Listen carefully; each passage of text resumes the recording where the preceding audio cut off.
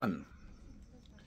Right, dis Woensdag aand, dis die eerste Woensdag aand in die maand van Mei van 2025. Ons spoed voort, soos al in die 5de maand. Anyways, genoeg daarvan gesê. Ek is bly vir almal wat hier so is. Dankie vir julle wat almal gekom het, Nico. Ek is bly ek kan weer 'n bietjie om saam met julle om die woord sit. En almal wat so getrou is, dankie vir julle almal. En nou ja, ek wil gou vanaand praat oor iets wat klink asof dit nie regtig moet wees nie, maar dit is. En dit is geestelike verpligtinge. Daar is sekere geestelike goeders wat jy net moet doen. Jy het nie 'n keuse nie. Maar uit die aard van die saak het elke mens 'n keuse. Daarom het die Here vir ons as 'n mens 'n eie vrye wil gegee. Gesê jy kan self besluit. Jy kan my volg of jy kan my nie volg nie. Jy kan my lief hê of jy kan my haat. Jy kan jou rug op my draai of jy kan my aanneem. Daarom het hy vir ons 'n vrye wil gegee. En die vrye wil wat hy vir ons gegee het, is ook van 'n vleeslike kant af van toepassing op dit waarvan ek gaan praat, want jy kan nou baie maklik sê, ja, maar ek het 'n keuse of ek dit wil doen of nie wil doen nie. Ja, as jy het. Maar geestelik het jy nie 'n keuse nie. En dit is die punt waarby ek wil uitkom vanaand. En dit is nou, ek het natuurlik heeltemal 'n ander woord gehad, en toe kom gooi Charlene my hele appelkar vir my om. Ja, jy. Met die dingetjie wat jy geplaas het oor vergifnis. Jy sien ek lees wat julle doen. So en toe begin die Here se Gees met my te praat en vir my te sê, daar's soveel kontroversie oor vergifnis. Wat is vergifnis? Hoe werk vergifnis? Wie moet vergewe? Wat is die vereistes? En daar's 10.000 vrae oor vergifnis. En ons het nou gepraat so rukkie terug oor vergifnis hier in die huiskerk, en ons het een belangrike punt uitgelig, en dit is dat as jy na die hele Bybel praat, kyk van Genesis af tot by Openbaring, dan is daar 'n verskil tussen vergifnis van die Ou Testament en vergifnis van die Nuwe Testament. In die Ou Testament vergewe ons omdat dit ons opgelê word deur 'n wettiese voorskrif. Nee. Baie keer wettiese voorskrifte wat in die negatief gesê word in plaas van die positief, soos byvoorbeeld jy mag nie haat nie. Jy mag nie doodslaan nie. Nee? Dis nou 'n stelling wat gemaak word oor iets, maar daarbey inbegrepe is, hoekom slaan ek dood? Omdat ek iets teen iemand het en ek hom nie wil vergewe nie, of wat ook al die geval mag wees. So baie keer het jy in die Ou Testament het jy meer met die wettiese voorskrifte te doen gehad, en dan ook natuurlik met die later van tyd met die instelling van die offers wat hulle begin bring het, wat die priesters moes geoffer het, altyd met die ding dat daar moet nou maar op 'n gereelde basis offers gebring word om die sondes af te koop. Wat nie 'n totale vergifnis van sondes is nie, en dan praat ons net daar wat betrekking het op ons sondes, wat teen ons staan, wat tussen ons en God opgestapel word, soos die skrif sê. En dan het jy natuurlik die Nuwe Testament, waar ons vergewe nie omdat ons voorgeskryf word om te vergewe nie, ons vergewe omdat ons in Christus wandel en die wet nou op ons hart geskryf is, en ons hoofgebod wat ons nou het is, hierdie gebod gee ek julle, en dit is julle met mekaar lief hê. Want waar daar liefde is, kan daar nie onvergewensgesindheid wees nie. En nou is die interessantheid, nou kom Christus en dan maak hy baie snaakse stellings, en dit is hoekom ek vanaand oor vergifnis wil praat. Want dit is dinge wat mense kop teen mekaar krap. Nou kom Christus en hy sê, ek sê vir julle moet julle vyande lief hê. Nou, uit die aard van die saak sal 'n mens dink, ek moet my vyand haat, ek moet my vyand teenstaan, ek moet my vyand veg.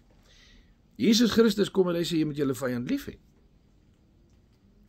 Dis 'n koninkryksbeginsel. Hy kom plant die koninkryksbeginsels en hy kom en waar hy praat van liefde, kom sluit hy jou teenstanders in. Nee. En dit is baie interessant as 'n mens nou kyk na die beginsels wat ons nou gaan aanraak.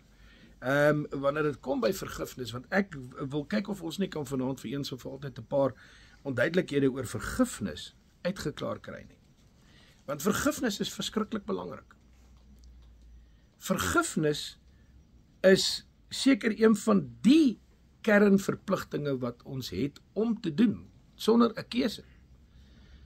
Die skrif laat ons eintlik geen keuse, behalwe as om te vergewe nie. Nou goed, wat beteken vergifnis of vergewe, die woorde?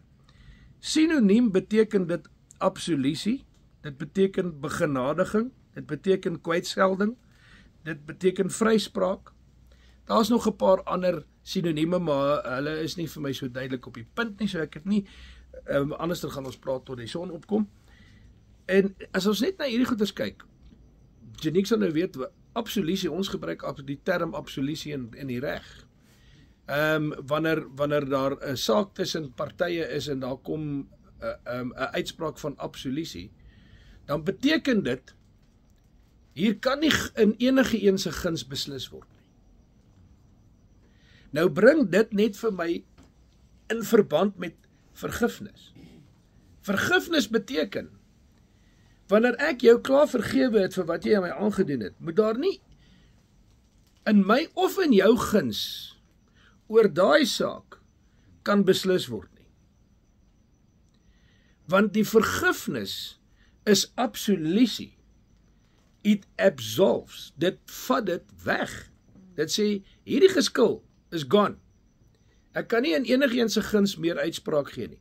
Waar die een erg verontrief mag gewees het, of te nagekom gewees het, of mishandel gewees het, en dat 'n mens eintlik gesê het, maar ek sê jou in my lewe nooit kan vergewe vir wat jy my aangedoen het nie, en die ander persoon wat sê, maar ek dink ek het die goeie reg gehad om dit te doen, en ek was geregverdig in my optrede, en bla bla bla, waar jy die twee punte te mekaar het, kom vergifnis en sê, nie een van julle is reg nie.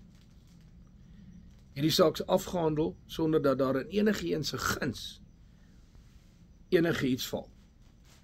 Nee. En dit is wat absolutie beteken. Dan kom ons by die tweede ene, begenadiging.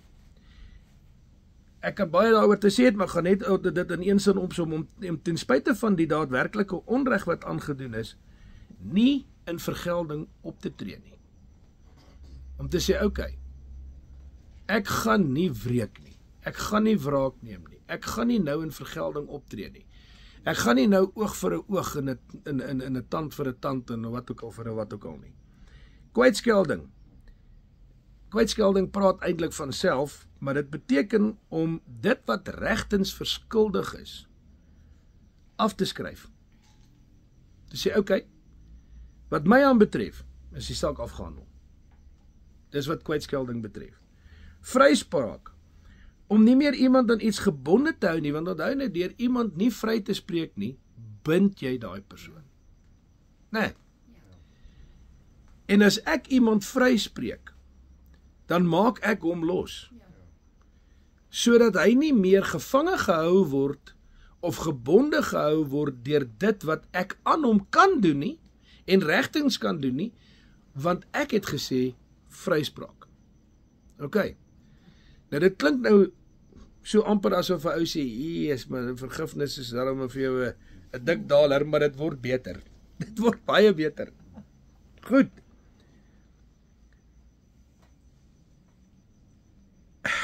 Ek wil net vinnig hierso, ek het nou hier geskryf, nou lees ek gou wat ek self geskryf het.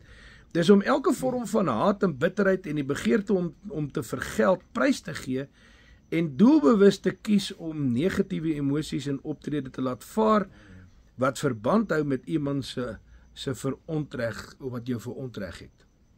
Vergifnis is ook om die verwagting wat jy het, om te verwag dat hy na jou toe moet kom en sê hy is jammer, of kom regmaak wat verkeerd is, prys te gee. Te sê, okay, sorry, ek wag nie vir jou om na my toe te kom en te sê jy was verkeerd nie. Ek wil ook nie jy moet kom skuld erken nie. Ek het besluit van my kant af eensydiglik. Ek gaan jou vergewe. Nee? En dit hoef ek nie eens dan te doen in sy teenwoordigheid nie, want daar is belydenis, ek wil nie, dit gaan ons praatjie hopeloos te lank maak as ons nou praat oor belydenis en alles. En jy weet, dit wat met vergifnis baie nou saamgaan, nee, is gebed. Nou mense dink dat gebed is wanneer ek op my knieë staan voor my bed en sê, Here, nou bid ek. Yes, dit is bid. En dit is, ek bid 'n gebed. Maar die woord van die Here sê, laat julle gedagtes welbehaaglik wees voor my. Nee? Wat is my gedagtes? Dit wat ek elke dag aan dink, wanneer ek by die werk is, wanneer ek in die kar is, waar ek ook al ry. Laat jou gedagtes welbehaaglik wees. Wat behaag die Here? As ek in my gedagte nie sit en koester hoe ek hierdie ou gaan bykom nie, maar hoe ek sê, Here, bless hom, ek het hom in jou hande oorgelaat.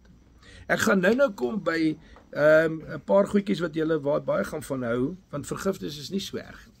Vergifnis is eintlik net, ek wil net eers die daadwerklike neet kraak hier, laat ons sien wat regtig vergifnis is.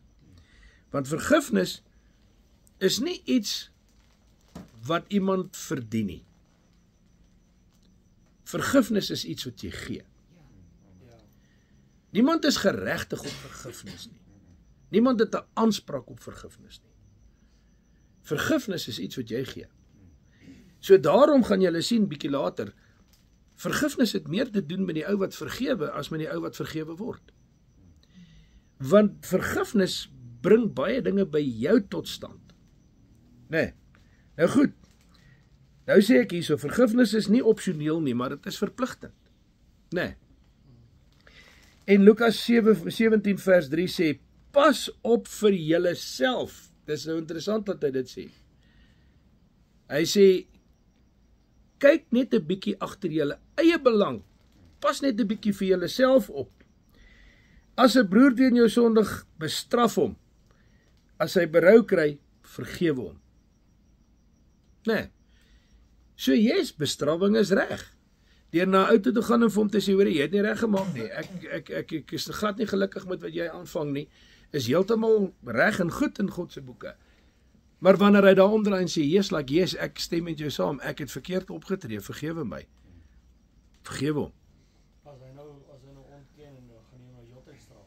Jy kan vir hom sê, hoorie, so jy kan dit 10 keer ontken. Laat ek nou vir jou sê, die Gees van die Here het my gelei om jou te vergewe. En ek vergewe jou. Ongeag die feit dat jy nie wil luister nie. Jy dink jy's geregverdig. Die soldate wat Christus aan die kruis vasgeslaan het gedink hulle is reg. Hulle het 'n opdrag van hulle opperhoofde gekry, kruisig hom. Hulle het hulle bevel uitgevoer, hulle het gedoen wat hulle moet. Hulle het in geen opsig in hulle eie onregmatig opgetree nie. Ons kyk vandag terug van 2000 jaar terug af, terug daai kant toe, dan sê ons, hoe kon hulle die koning van die konings en die Here Jesus Christus ons verlosser aan die kruis vaslaan? As hulle maar geweet het wat hulle doen, sal hulle dit nooit gedoen het nie, maar hulle het dit gedoen omdat hulle gedink het hulle is reg. En Jesus het nie vir hulle aan die kruis gewag en gesê, okay, wanneer gaan ek hoor, julle het nou 'n fout gemaak nie. Nee, hy het vir hulle gesê, Here, vergewe hulle weet nie wat hulle doen nie. Hulle doen wat hulle doen uit onkundigheid, uit stupidheid uit. Nou goed, pas vir jouself op. So, vergifnis gaan oor, bewaar jou hart, kyk na jouself en wandel jy in opregtheid voor die Here, want dan pas jy jouself op. Nee. Dan gaan die volgende versie bietjie verder, dan sê hy, ja, en as hy dit 7 keer op 'n dag gedoen het, en 7 keer gekom het en berou gedoen het, moet jy hom 7 keer vergewe. Nee. 70 mal 7. Ja, dit is 'n ander versie. Dis nie hierdie dis nie Lukas 17 nie. Dis Markus 11:26. Maar hoor nou wat sê hierdie versie. Maar as julle nie vergewe nie, sal julle Vader julle wat in die hemel is, julle oortredings nie vergewe nie. Nee. So hier's die punt. Vergifnis is nie opsioneel nie. Vergifnis is 'n verpligting. Want vergifnis en onvergewensgesindheid gaan tussen my en God staan. Vergifnis of die onvermoë om te vergewe en onvergewingsgesindheid gaan die deur oopmaak vir die duiwel en sy demone gaan vir hulle 'n strangholds gee in my lewe en gaan daarop inkom en begin borduur en hulle gaan kom en hulle gaan sê, hoor hierso, kyk 'n boetie, daai ouetjie daaraan baie erg aan jou iets aangedoen, jy moet hom gaan voorlê daar in die bloekombos, nee. En ek gaan nou praat oor, daar's 2 soorte vergifnis, natuurlik. Okay. Elke mens het die reg om te vergewe. En weet jy wat, Jesus Christus het nooit enigiets gesê sonder dat hy, en daar's nie 'n woord wat hy gesê het wat hy nie 'n bedoeling mee gehad het nie. Jy weet, as 'n mens net die woord van die Here vat en net 2 of 3 keer na iets kyk wat Jesus Christus gesê het, dan sien jy, oh my, maar hier is 'n ding wat ek nie gesien het nie.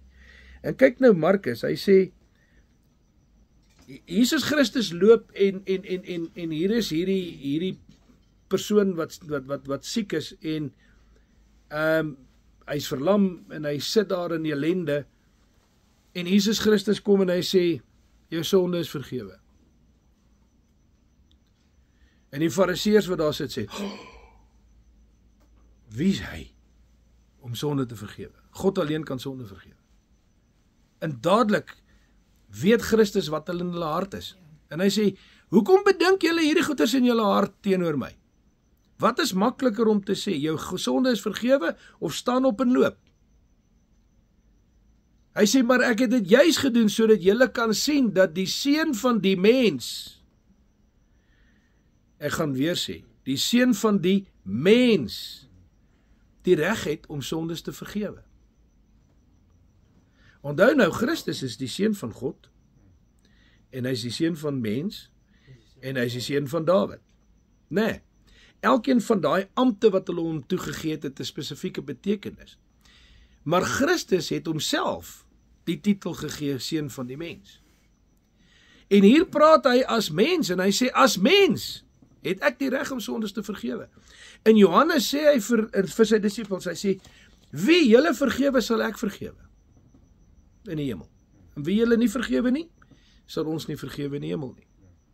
Nee, dis die gewig wat God aan die vergifnis van 'n mens heg, omdat hy self as mens sê, maar die seun van die mens het die reg om sonde te vergewe. Jy sien, hier is 'n belangrike ding, baie keer is daar baie goeters wat ons mislees in die Bybel, en dit is byvoorbeeld siekte. Siekte kom nie net en lê hier agter 'n bos vir jou en wag, en as jy verbykom, dan spring hierdie siekte op jou en sê, hallo, nou het ek vir jou 'n kanker. Nee, siektes het oorspronge, siektes kom van sekere plekke af. Jesus Christus maak die blinde man se oë oop en hy genees hom in die ou is tempel toe. En hy hol aan die tempel in en hy gaan, hy kry uit hawak en hy sê, joe, ek kan sien, en hulle kan almal sien, hy kan sien. En hulle sê, wie het dit gedoen, want dit is 'n Sabbat, en hy sê, ek weet nie wie is dit nie. Al wat ek weet is, ek was blind en nou kan ek sien. En hier stap Christus in die tempel in. En hy praat met daai selfe man, gaan lees met daai stukkie. En hy sê vir hom, moenie weer sondig nie, sodat 'n erger siekte nie terugkom nie. Baie keer kom siektes mense se pad langs as gevolg van sonde wat in hulle lewe is. Want die duiwel kry 'n geleentheid om te sê, maar ek kan hierdie mense tuister want daar is sonde en God moet my toelaat want hy is regverdig en as daar sonde is, dan is hierdie persoon blootgestel en dan mag ek inkom en ek mag hom vernuweer met siektes aan sy liggaam. Hy kon dit nie met Job doen nie, want Job het nie gesondig nie. Job het gereeld geoffer op so gereelde basis dat God vir die duiwel gesê, daar is nie nog so vrome mense op aarde soos Job nie. En daarom het hy vir die Here gesê, ja, maar ek kan nie aan hom vat nie. Ja. Want jy beskerm hom. En hy moes spesifiek toestemming gee dat Job se liggaam aangetast kan word. Nou gryp mense hierdie goeters uit verband uit. En dan sê hulle, ja, weet jy wat, maar jy weet die Here troef my nou met hierdie siekte en Weet jy wat, dit is nie die Here se wil dat ons siek moet wees nie, dit is sy wil dat ons gesond moet wees. Dit is sy wil, op Johannes 10 vers 10, ek het gekom sodat julle lewe en dit in oorvloed kan hê. Hy het nie gekom dat ons in 'n bed gekluister moet lê, uitgeteer en wag om te sterf omdat ons siek is nie, hy het gekom om vir ons lewe en dit in oorvloed te gee.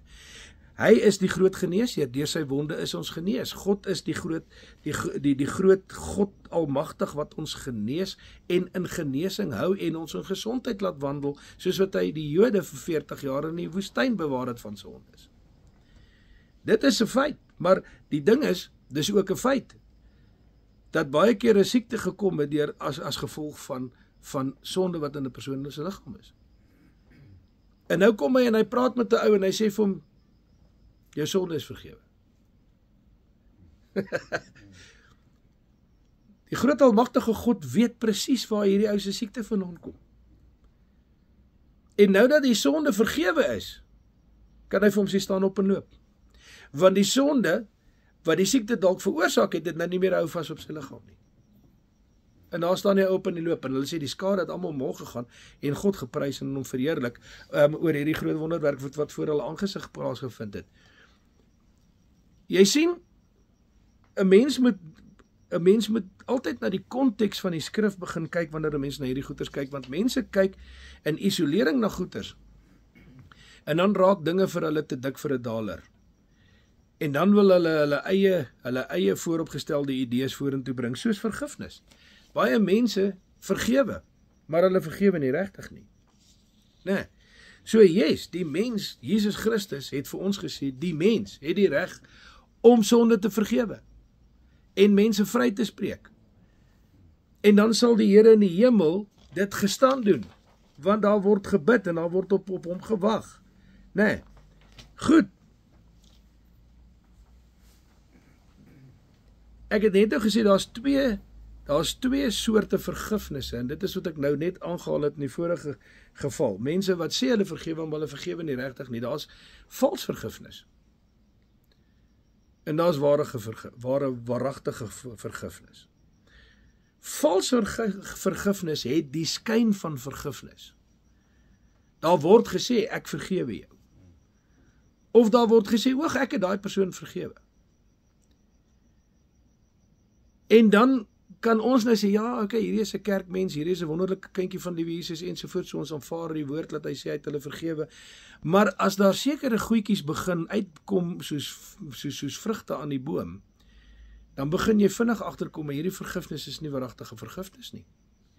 Want hierdie vergifnis loop nie saam met wat die woord van die Here sê nie. Vals vergifnis is net lippediens. Ek sê vir jou, ek het jou vergewe, maar hier in my hart dra ek 'n wrok. Hier in my hart verwens ek jou. Hier in my hart wens ek, jy gaan dood.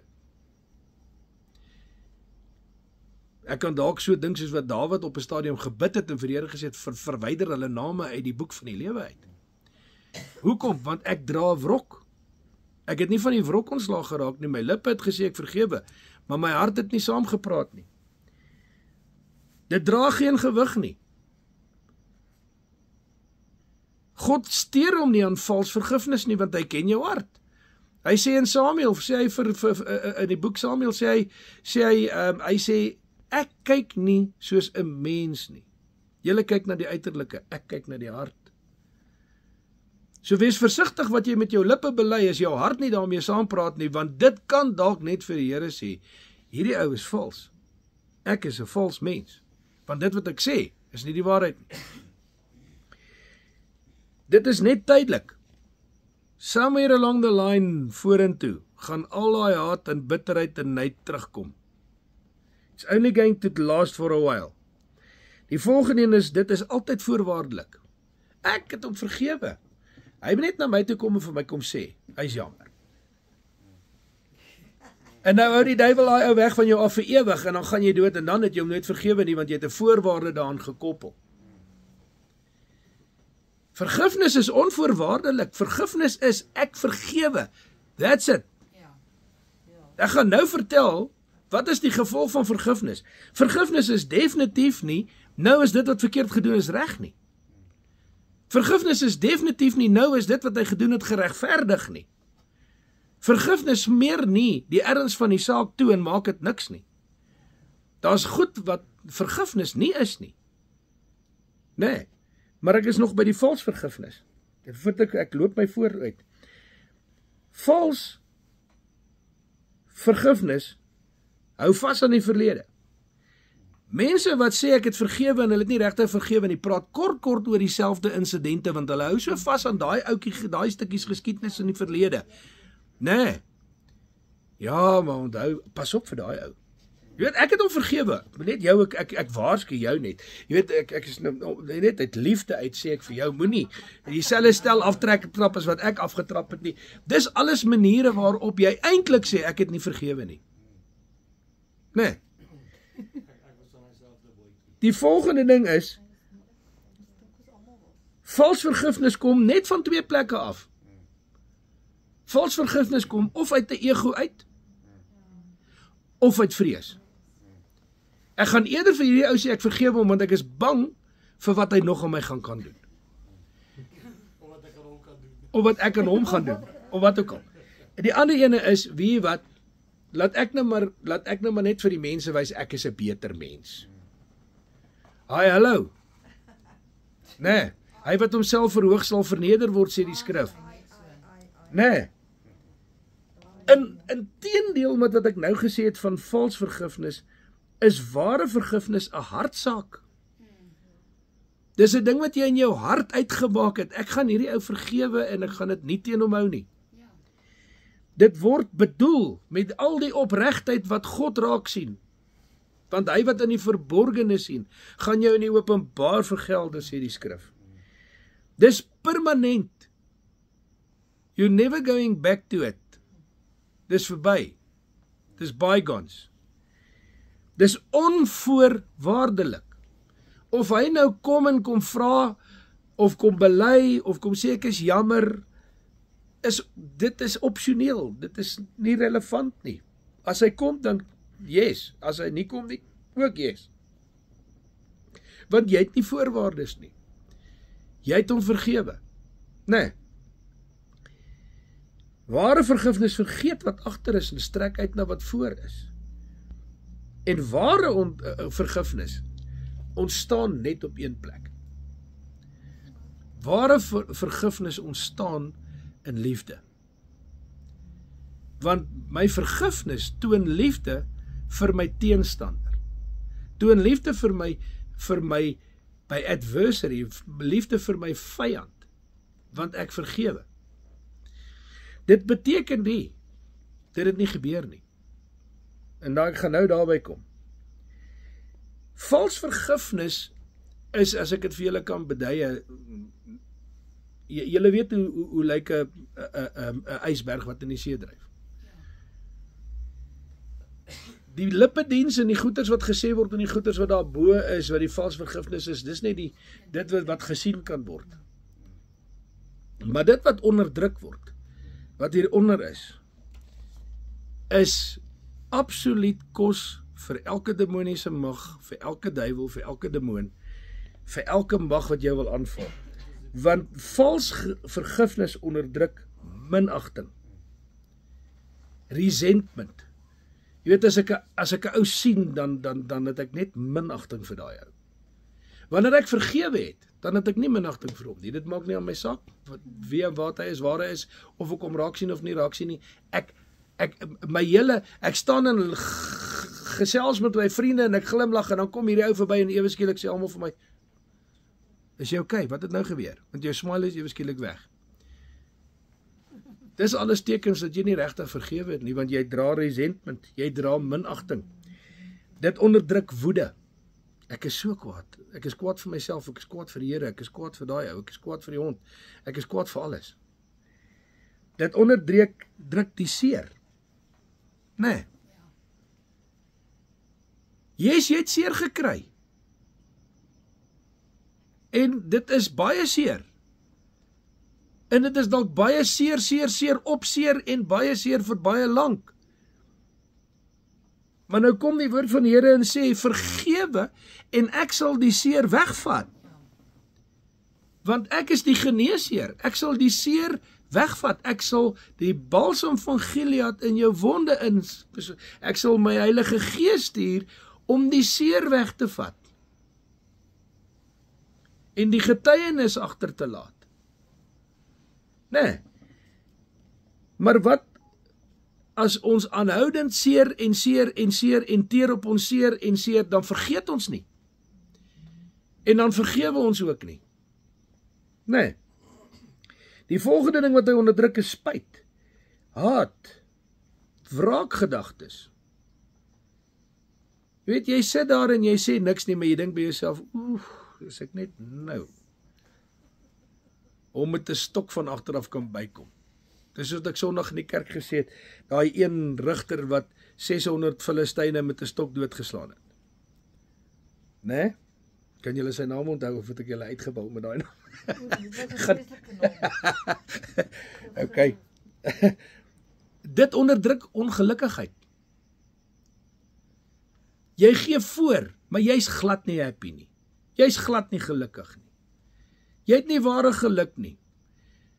En nou kom die woord van die Here en hy sê vir jou blydskap in my is jou beskutting, maar ek het nie 'n blydskap nie, Here, want ek is nog kwaad, want ek is nog nie by vergifnis verby nie. Ek het nog nie by ware vergifnis verbygekom nie. En dis hoekom vergifnis het niks te doen met daai ou nie. Of daai ou nou hemel toe gaan en op die beste plek in die hemel gaan land, en of hy hel toe gaan, maak nie een stukkie verskil aan jou vergifnis nie. Jou vergifnis gaan bepaal waar jy gaan eindig. Dis wat jou vergifnis gaan veroorsaak. Jou vergifnis bepaal jou doel. Hoe minder jy vergewe, hoe meer gee jy die vyand kans om jou aan te val, hoe meer gee jy die vyand kans om jou te roei en te stoei van alle kante af. En dan dink jy by jouself, Here, hoeveel goeders moet my nou nog tref? Gaan sit net stil en kyk, is daar nie iemand wat ek dalk moet vergewe nie? Werklik, waaragtig vergewe. Okay. Die evangelie wat ons het, hierdie evangelie van hierdie Bybel, ek wil net dit sê, hierdie evangelie is 'n evangelie wat absoluut gebou is op vergifnis. Die evangelie van Jesus Christus is, hy het gekom sodat ek vergewe kan wees van al my sonde.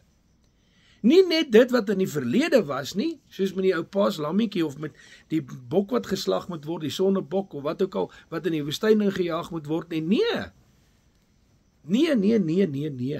1000 keer nee. Christus het gesê, ek sterf vir al jou sonde daar nie. Al word jy 120 jaar oud en jy pleeg op 119 jaar en 11 maande en 30 dae, pleeg jy nog 'n sonde, is hy ook vergewe. Want hy het vir al jou sondes gesterf. Hy het die potensiaal kom skep, dat jy 'n regverdige persoon kan word en in geregtigheid kan wandel. You can be a righteous man. Dis die Engelse woord is vir my beter. To be righteous means to be upright before God. Nou om 'n righteous man te wees beteken nie ek is sonder sonde nie, dit beteken net my sonde is vergewe. Nee, want God het geweet toe hy sy seun aan die kruis laat sterf het, van al die sondes wat ander strydom gaan pleeg, tot die dag wat hy sy kop neerlê. Nie net tot hy tot bekering kom en dan moet hy maar gereeld nou maar weer kom boetedoening doen en by bekering vasblyk nie. Daarom sê Paulus vir die ouens, hy sê hoor hierso, ek kan julle nie voed soos met vaste spys nie, want julle is nog babietjies in die geloof, julle haak nog vas by bekering. Kom daar verby, kom, stap die pad, kom ons word geestelik groot, kom ons groei geestelik. Dit wat geestelike groei teenstaan, is vals vergifnis, of onvergewensgesindheid, want vals vergifnis is nie vergifnis nie. Vals vergifnis is 'n skyn van vergifnis, maar dit beteken vir enige iemand op hierdie aarde niks en nog minder in die hemel. Nee, van Genesis tot Openbaring gaan alles oor vergifnis. Die hele evangelie van die Bybel is geskoei op vergifnis. Want so lief het God die wêreld gehad. Nee. Nou goed. Efesiërs 4:27 sê, gee die duiwel geen plek nie. Vals vergifnis gee hom plek. Vals vergifnis gee hom 'n geleentheid om elke tweede dag in jou oor te kom fluister en vir jou te kom sê, weet jy wat? Daai ou sal sy dag kry. Kyk na Jona. Jona kry 'n opdrag van God af om 'n oordeel te gaan uitspreek oor Ninive. En dit kos die Here hom insluk deur 'n vis en hom uit te spoeg naby Ninive, dat hy sy job gaan doen waarvoor hy hom geroep het. En uiteindelik gaan hy en hy gaan sê vir die koning van Ninive, so sê die Here, ek gaan hierdie stad verwoes. En hierso kom jou diertjies in, hoor. Die Here sê vir Jona, daar's baie mense daar, en diertjies. En ek wil nie hulle laat onskuldiglik iets oorkom nie. Nee. Gaan sê vir hulle, as hulle nie tot bekering kom en hulle bekeer tot my nie, gaan ek, en hier gaan hierdie ouens en hulle bekeer hulle tot die Here, hulle bely hulle sondes, hulle sit in sak en as, hulle verootmoedig hulle self en die Here sê, ek gaan nie die stad meer vernietig nie. Wat doen ons broer Jona? Hy sit in die skaduwee van 'n boompie wat oornag gegroei het, dat hy in die skaduwee kan sit. En hy sit en sê, yes, maar wanneer gaan die Here nou begin om die vuur uit die hemel uit te laat neerdeel? Ek wil nou sien wat hier gebeur, hierdie ouens moet nou verdelg word. En dan gaan die boompie dood. En hier sit hy in die skroeiende son, en nou begin hy moan, en hy sê, Here, maar nou sit ek in die son, en Here sê vir hom, jy het nie die boompie gelaat groei nie. Waaroor moan jy? Net so min, waaroor moan jy oor die ouens in die stad? Hulle het hulle self oormoedig voor my aangesig, en ek het my straf teruggetrek van hulle af. Dit beteken nie, dit wat Ninive gedoen het, dit nie gebeur nie. Dat het gebeur. Dit beteken nie wat Ninive hulle gedoen het, was geregverdig, en nou is vergifnis 'n ou ietsie wat ek nou maar net so kom op die icing op die koek kom sit om te sê, okay, you are now justified by my forgiveness. Nee, jy word nie gejustified deur forgiveness nie, jy word vrygespreek deur forgiveness. Dit wat jy gedoen het, het jy nog steeds gedoen. En God sê, die wraak kom my toe. Hy sê, los dit nou in my hande. Ek sal vergeld. Nee? Goed. Volgende ding. Hier's 'n paar dinge wat ware vergifnis doen. Nee. Dit gee 'n bonatuurlike vrede wat net van Christus af kan kom. Aan jou. As jy iemand waaragtig vergewe, dan kom die vrede van Christus oor jou. Daai vrede wat hy sê, ek gee vir julle my vrede, 'n vrede wat alle verstand te bowe gaan. Nee, hoe kan hierdie is so vrede hê as daai mense sulke goeders nog gedoen het? Want hy het werklik vergifnis gehad. Die volgende ding, dit gee die vermoë om nie te oordeel nie. Jy weet, as ek iemand nie vergewe het nie, dan loop ek heeltyd daai persoon in oordeel en sê, ja, jy weet, hy sal nooit hemel toe gaan daai ou nie. Nie solank as hy sulke goeders aan mense doen nie. Nou die heeltyd oordeel ek hierdie ou, of hierdie vrou, of hierdie mens. Dit gee die vermoë om vry te spreek. Om te sê, ek spreek jou vry. Ek gaan nie jou straffe wat jy aan my gedoen het nie. Ek vergewe jou. God sal die strafgerig bring, wanneer dit nodig is. In sy tyd, van sy wie is nie ons wie nie. Nee, dit gee die vermoë om dit by God te laat en in sy hande te los. So jy laat dit nie weggaan nie. Jy vat dit net na die Here toe. Dit kweek verdraagsaamheid. Dit het meer betrekking op die een wat vergewe is, die een wat vergewe word. Dit bring jou nader aan God. Dit bewerk onvoorwaardelike vergifnis van God af vir jou. Want hy gaan jou vergewe soos wat jy vergewe. Hy leer ons so bid. Nee. Hy sê as jy bid so. Here vergewe my soos wat ek ander mense vergewe. Daar kom dit terug in ons eie gesig. As ek nou net met my lippe diens mense vergewe, dan weet die Here mos nou ek Ek bedoel nie wat ek in my gebed bid nie. Nou, hoe kan ek verwag dat my gebede verhoor moet word, as ek in my gebede God om die bos wil lei? Omdat ek sê, vergewe my oortredinge soos wat ek ander vergewe, en dan vergewe ek hulle nie. Of ek sê ek vergewe hulle, maar ek vergewe hulle nie regtig nie. Nou goed, dit verseker geestelike oorwinnings. Hoe meer jy kan vergewe, hoe meer gaan God jou in geestelike oorwinnings laat wandel. Nee. Goed, die volgende dinge het ek hier neergeskryf wat sê, hier is 'n paar idees wat vergifnis nie is nie. OK. En dis nou eintlik die beter gedeelte van vanaand se woord. OK?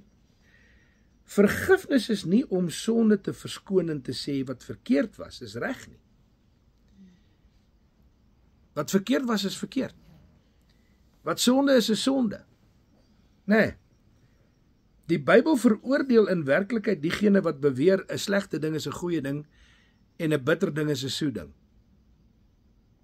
Nee, dit lees julle in Jesaja 5 vers 20. Wee hulle wat sleg goed noem en goed sleg.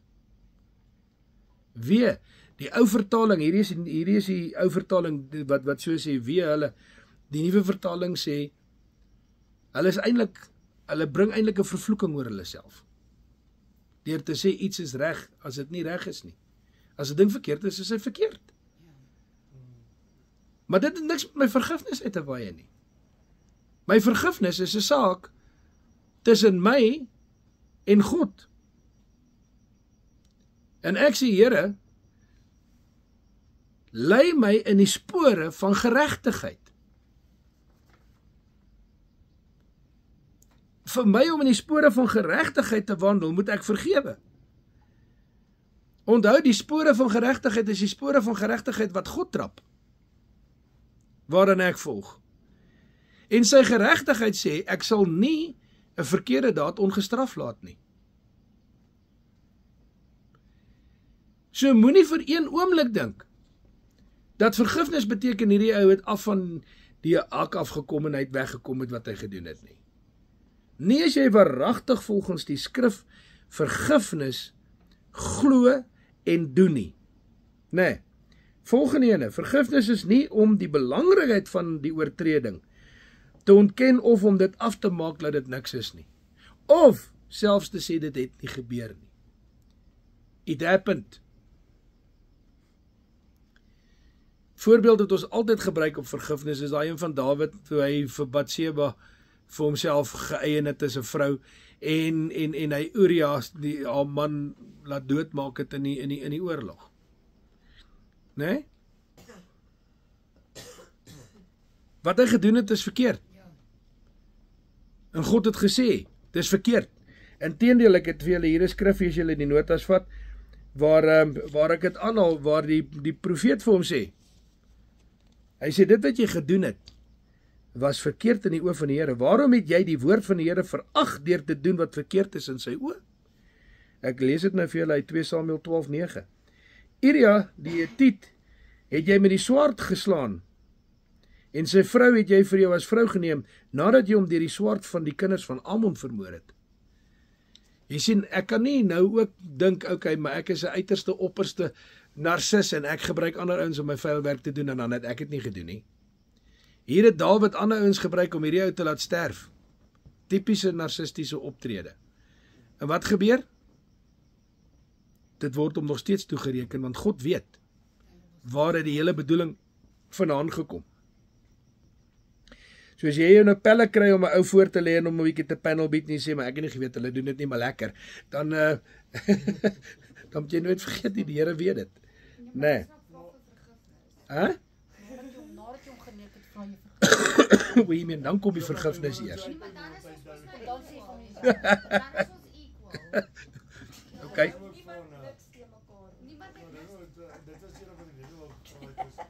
Julle is op bladsy 2 by die vals vergifnis nou, mense.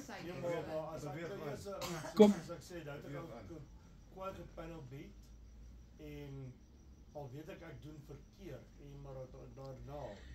gaan ek en ek vra vir vergifnis en ek sê vir jou sorry.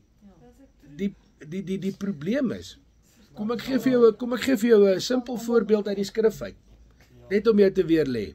Ja, dis reg. Ook Dawid, né? Die Here sê vir Dawid, tel die volk. Gaan lees daai stuk. Die Here sê vir hom, tel die volk.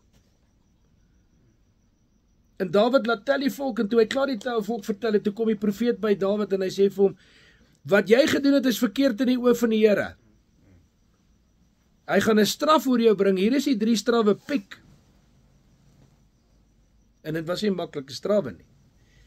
Die ene is hy gaan voor sy vyande vlug vir 'n bepaalde tydperk. Die ander ene is hy gaan in onvrede met almal lewe en hy gaan met die swaard wees altyd deur. En laaste ene is daar gaan pessiektes kom wat God onder die volk gaan bring.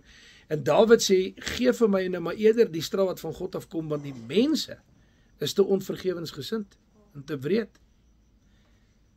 En 'n klomp mense begin sterf. Die woord van die Here sê vir ons 70,000 het gesterf. En toe die engel wat die pes bring op pad as Jerusalem toe sê die Here vir hom, genoeg. Trek jou hand terug. Nee.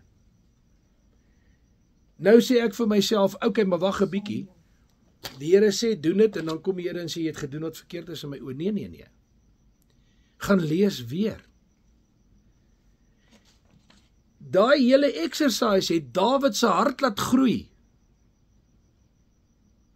Toe hy sien hoe groot volk het hy onder homself vergader en hoeveel mense het hy wat in sy koninkryk is, toe swel daai ou se grootheid amper tot waar Saul se nou was. En toe sê die Here vir hom, hey, maar dit wat jy nou doen, is verkeerd in my oë. Ek het jou gesit waar ek jou gesit het. Ek het jou aangestel as koning. Saul het dieselfde probleem gehad. Saul het gedink, ek is die boetjie. En hy was 'n people pleaser. As hy nie die manskappe wou geplease het om aan hulle versoeke te voldoen nie, dan please hy die koning wat hy moet doodmaak en met die banvloek tref en hy bring hom saam, omdat hy wil wys dat hy so magtig is, hy kan hierdie konings gevange neem en hulle moet nou so slawe in sy koninkryk kom dien. Laat Saul eintlik so kwaad, Samuel eintlik so kwaad word dat hy swaard gryp en die ou in stukke opkap. Sê, hoekom doen jy nie wat die Here sê nie? Hoekom is jy nie gehoorsaam nie? Gehoorsaamheid is beter as offerandes. Vals vergifnis bring skeiding tussen 'n mens en God. Want omdat God 'n God van vergifnis is, as jy nie kan vergewe nie, dan gaan daar verwydering tussen jou en God kom. So seker is wat ek hier so sit. Right. Vergifnis is nie gebaseer op wat regverdig is nie. Dalk het hierdie ou so baie aan jou gedoen, dalk het hierdie ou jou so verneder en so wat ook al, of iets het met jou gebeur wat so 'n ongelooflike groot onreg is, dat dit net nie regverdig is dat iemand wat so iets gedoen het, lig moet afkom nie. Niemand sê daai persoon gaan lig afkom nie. Maar onthou nou net in wie se hande plaas jy die straf. Nee. En God is regverdig. Daai selfde skrifgie wat sê, as ek my sonde bely, God is regverdig om my sonde te vergewe. Net so is God regverdig om te straf waar daar straf nodig is. Kyk, 'n mens kan sê maar as jy al hierdie persoon iets verskriklik verkeerd aan jou gedoen en jy bid tot God, jy vra vir God se vergifnis. Maar dan kan jy ook vir God vra, hoor jy sê, Here vergewe hom ook. Sy sondes ook. So mens kan dit seker maar vra. Ek weet dit is om heeltemal daai wel uit die aard van die saak wat nou besig is om te gebeur daar nie, is jy's nou besig om vir jou vyande te bid. En dis presies wat Jesus gesê het. Hy het gesê bid vir julle vyande. Nee. Kyk wat kom ons ek wil nie julle te laat hou nie. Vergifnis is nie dieselfde as versoening nie. As ek in 'n situasie was of in 'n verhouding was en ek het daai persoon vergewe, uit my hart uit vergewe, in opregtheid voor God vergewe, beteken dit nie, ek het my weer met daai persoon versoen nie. En nou moet ek net met daai persoon in daai selfde verhouding aangaan, waar dit net weer en weer en weer en weer gaan gebeur nie. Nee. Daarom het Jesus Christus gesê, toe hulle vir hom gevra het, kan 'n man en 'n vrou skei? Toe sê hy, nee, dit wat God by mekaar gevoeg het, mag geen mens skei nie, behalwe as daar oorspel was. Hoekom? Want oorspel is 'n verbreeking van die verbond. En wanneer 'n verbond verbreek word, dan kan ek sê, okay, maar ek is jammer, hierdie verbond is verbreek. Ek gaan nie terug na 'n stikkende verbond toe nie. God gaan nie so puntenerig wees met alle permissie gesê om vir my te sê, nee, al het sy die verbond verbreek, of al het hy die verbond verbreek, ek moet nou in 'n verhouding met daai persoon wees nie, ongeag of ek vergewe het. Nee, maar dit gaan gewoonlik gepaard met vergifnis. As ek vergewe het, werklik waaragtig waar vergewe het en vrygespreek het en kwytgeskelp het, nee, soos wat ons net nou gesê het, nee, dan beteken dit nie ek hoef weer te versoen nie. Nee. Daai band is gebreek. Daai band is verbreek. Daai verbond is tot niet. Vergifnis beteken nie ek is 'n swakkeling nie. Dit beteken nie okay, jy weet, ek is nou nie opgewasse nie en ek weet nou nie wat om te doen nie. Nou is ek nou maar 'n swakkeling en nou vergewe ek maar nie. Nee. Vergifnis inteendeel is alles behalwe 'n swakkeling. Iemand wat vergewe is geestelik sterk. Stefanus word met klippe doodgegooi en ek weet nie of julle weet wat was steniging nie. Die voorskrifte van hoe om hulle het gesê julle moet hierdie mense buitekant die kamp vat en hulle stenig, en as ons na die wette kyk en wat God vir hulle gesê het op die berg Sinaï en hoe hulle moet mense stenig. Stenig beteken daar moet klippe van so 'n aard gegooi word dat dit die nek breek en dat dit die kopbeen vergrys. Om seker te maak daai persoon gaan nie daar opstaan nie. Dis steniging. En nou gaan Paulus en hy word gestenig, net buitekant die sinagoge. En hy getuig van sy eie steniging. Hy sê, ek ken 'n man. Hy is weggeruk tot in die 3de hemel toe. Of dit in die vlees was, weet ek nie. En of dit in die gees was, weet ek ook nie. Maar hy praat eintlik van homself. Want hy het in daai steniging, as jy daai ding terugwerk waarvan hy praat, dan sien jy hy praat presies van daai voorval waar hy gestenig was. En ons weet almal Paulus praat daar van homself, baie ons het al oor hierdie onderwerp gepreek en so. Dus hy praat van homself, wat weggeruk was en dan die hemel toe, want hy het letterlik gesterf as gevolg van hierdie steniging. Maar God het hom teruggestuur, want sy werk was nie klaar nie. Nee. Ja, Stefanus was ook die eerste ou wat hulle gestenig het ook, né?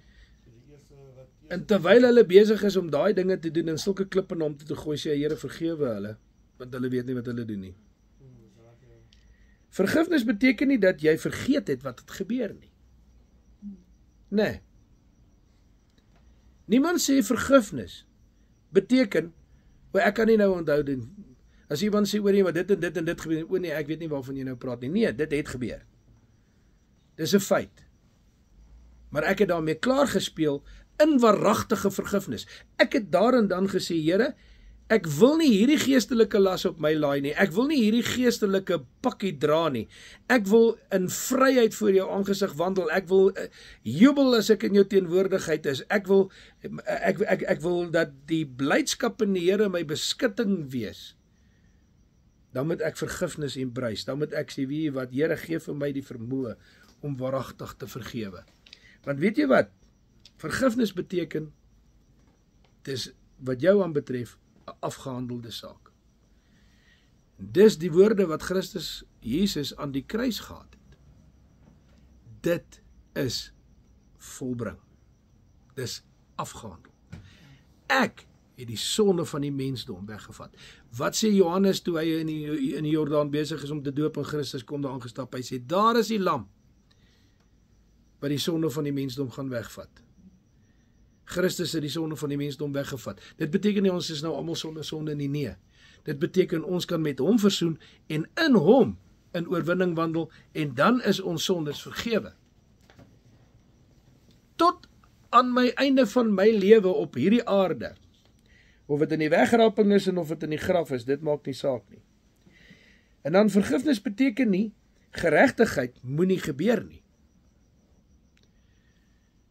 Ek kan nie gaan en Riva doodskiet, en dan hardloop en sê, ag vergewe my, ek het 'n foutjie gemaak ensovoorts, en dan mag die hof my nie meer aankla nie.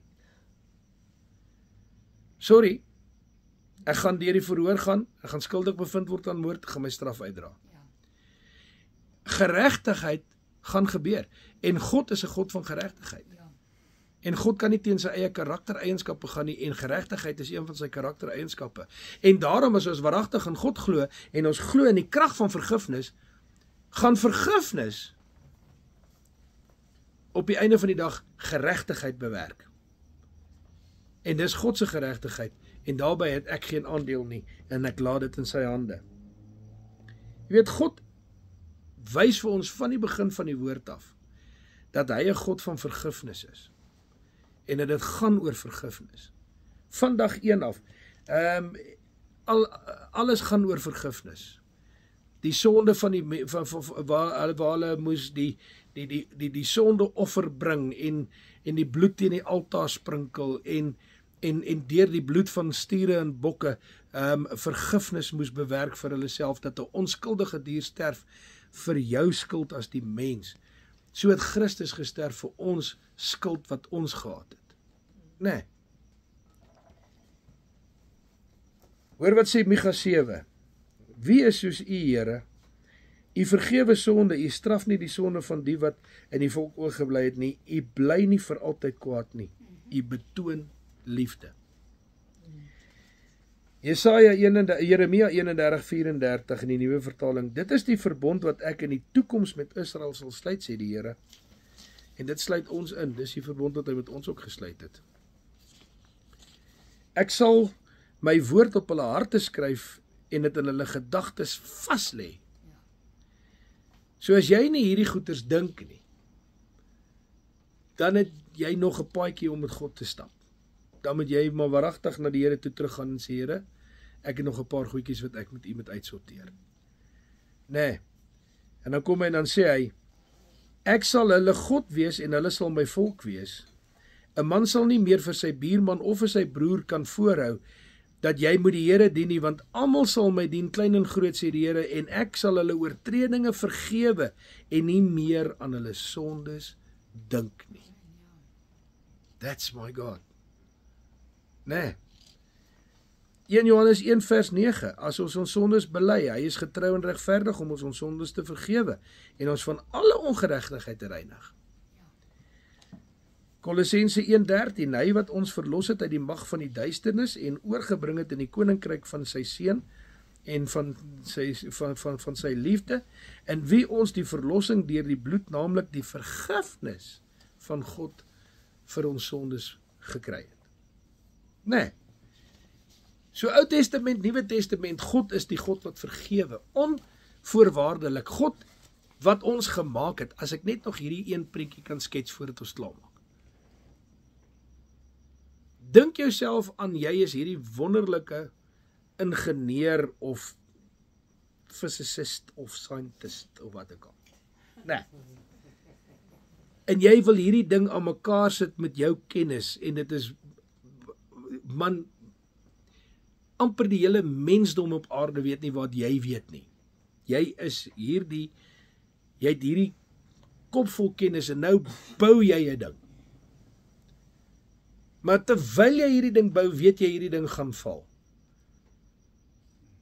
Maar dan vernietig jy dit nie. En jy gaan met groot geduld, en met groot liefde, en met groot empatie, en met groot simpatie, en met groot alles wat jy kan daarby sit, en maak die foutjies reg, en herstel, en kry die ding om te werk. Dit is wat die woord van die Here sê God met ons doen. Hy sê, en die werk wat Christus in ons lewe begin het, sal hy voltooi en voleindig. Hy sal die werk klaarmaak. Nee. Ek weet nie of ek het op die groepie gesit het nie, ek het gedink ek het gehoop ek het. Ek het na 'n sang geluister vroeër in die week wat my so gebless het dat ek nie geweet het waar is ek nie. Dis 'n sang wat gesing word wat sê God never throw the clay away. Ja, dit het op die groep. Het was op die groep gesit. Het julle daai sang geluister? Hy sê ek is hierdie groot sondaar gewees. Ek was hierdie flop. Maar dan kom Christus en hy sit die stukke bymekaar. Hy gooi nie die klei weg nie. Hy is die groot pottebakker, maar hy gooi nie klei weg nie. Dit wat nie reg is nie, vat hy en hy formeer dit oor en hy maak dit reg. Hy gooi nooit dit weg nie. En nou saam met die ou wat hierdie ding sing, daai Stephen Wood, is 'n ander ou wat saam met hom sing wat ook 'n blessed mooi stem het. Hy die versie wat hy sing sê a vessel of honor I am today. Just because Jesus didn't throw the clay away. Nee. Die Here maak ons absoluut eerbare instrumente en eerbare mense voor sy aangesig. Nie omdat ons so goed is nie, maar omdat hy nooit die klei wat nie behoorlik gevorm het nie weggegooi het nie, maar oorgevorm het totdat dit reg is.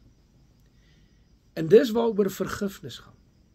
Vergifnis gaan nie oor om mense se foute toe te smeer nie. Vergifnis gaan om te sê, Here, ek glo jou woord. Ek glo jou woord dat jy sê, die wraak kom my toe.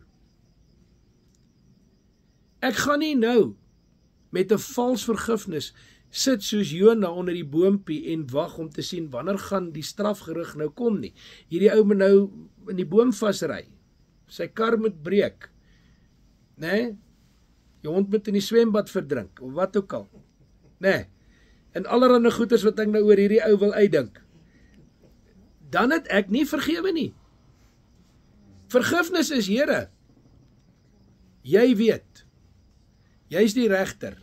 Jy's die groot regter. En net soos wat hy ons oordeel, so oordeel hy ander mense ook. So ek hoop dit het vanaand vir julle iets beteken, want ek het net gedink 'n ou moet net by die waaragtigheid van vergifnis uitkom. En yes, Elise. In Matteus 5, né, sê dit mos salig is die vredemaker. Ja. So maar dit mos nou deel van die vergifnis. As jy van vrede maak of Vredemakers is meer ouens wat argumentering en twis en daai goeters kalmeer en uitspleis en uitsorteer. Hulle bring die vrede tussen mense dat hulle nie in onmin met mekaar leef nie. Dis vredemakers. Vergifnis is baie analoog aan vrede maak, né? Want ek meen deur iemand te vergewe kom daar vrede tussen my en daai persoon. Maar 'n vredemaker is nie noodwendig iemand wat dit alles baseer op kwaad wat aan hom gedoen is nie. 'n Vredemaker is meer iemand wat die vrede tussen mense bewaar, mense bymekaar kry, mense versoen. Né? En as jy onmin tussen mekaar kan jy mos ook die vredemaker gaan wees. jy kan 'n vredemaker wees deur te gaan sê, hoorie, kom ons sorteer hierdie ding uit. En dan gaan uit die aard van die saak vergifnis daaruit voortvloei. Want dan gaan ek sê as vredemaker, luister. Dit wat jy gedoen het is nie reg nie, maar ek vergewe jou. En as ek iets verkeerd gedoen het, dan vra ek jou nou om my te vergewe. Ja, en dit sê salig is die vredemaker want dis kinders van die Korrek, dis reg. Ja, want hulle sal kinders van God genoem word. Moet jy jou skootma ook vergewe? Ja, 70 maal 70. Hy sê jou broeder, wat is jou skootma? Jy sien, ek wil sê vleit vanaand se storie is uit. Okay?